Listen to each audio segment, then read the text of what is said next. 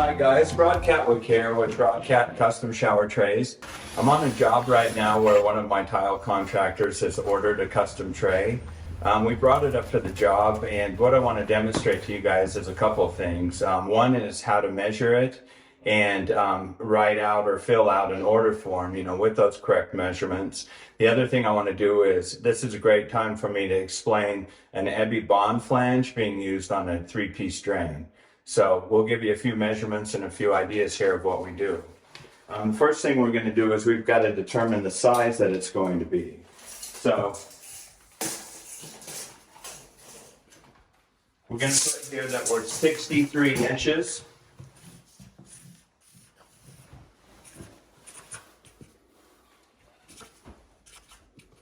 On the back wall. You can do another parallel measurement to see that that works. I know these contractors, so that did work.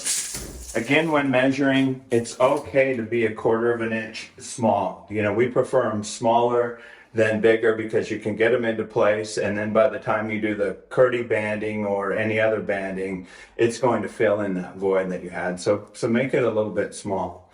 So we've got 63 inches from sides left to right. Now let's measure front to back. Front to back, we've already marked where the curb's going to go and where they want that.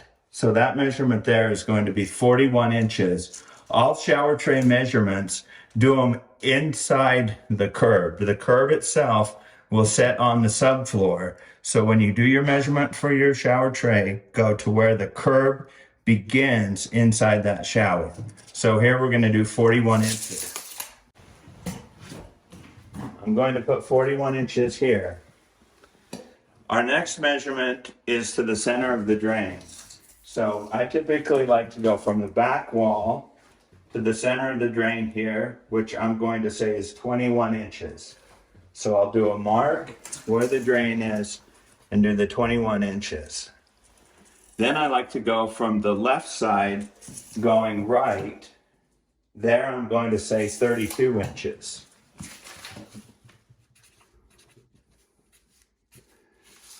So now we've got all of our measurements here. You'll see on the order forms where we put what drains desired.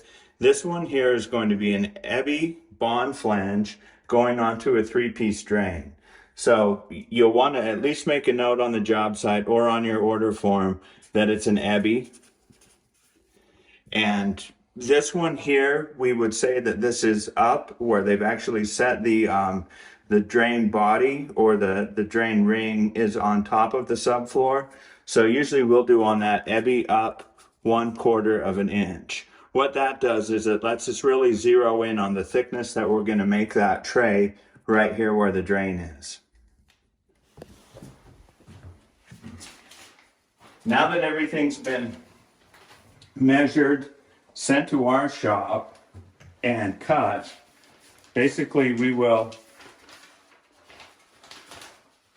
I just want to show you here. So this contractor here, since he does so many with us and stuff, he doesn't really do an order form as much as he just will write, each shower, each job, and each drain, because we do quite a few for him. So it's just kind of rinse and repeat. So anyway, we've cut these in our shop. Now I have the tray here on site, and I'm going to put it in place over here.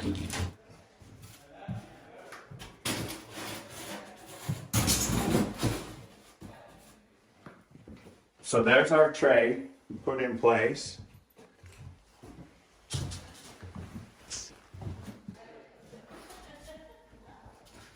And here's our curb. So all this gets thin setted into place, and then here we'll use, the waterproofing to waterproof this.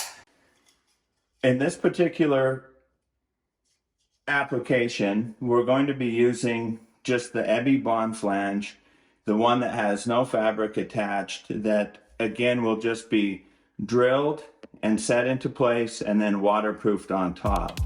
You can see that on other videos that we have on how to install Ebbe bond flanges.